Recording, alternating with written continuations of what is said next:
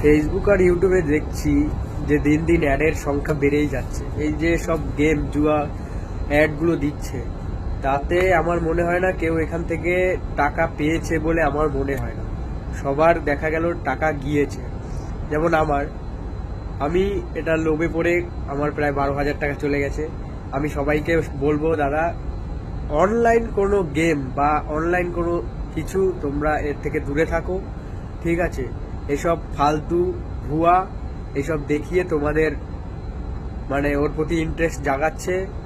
আর যারা অ্যাড দিচ্ছে, যে সব বড় বড় ইউটিউব দাদারা যাদের প্রমোশনের জন্য এইসব করছে, ঠিক আছে, যারা প্রমোশন করছে তাদের বলবো তোমরা এইসব দেখিও না, ঠিক আছে? এর জন্য একটা পরিবার নষ্ট হয়ে যেতে পারে। তোমরা হয়তো কিছু টাকা পেয়ে যাবে, কিন্তু অন্য একটা পরিবার নষ্ট হয়ে যাবে। তাই বলবো ভালো কিছু দেখাও, যাতে মানুষের সাহায্য হবে, মানুষের ভালো হবে।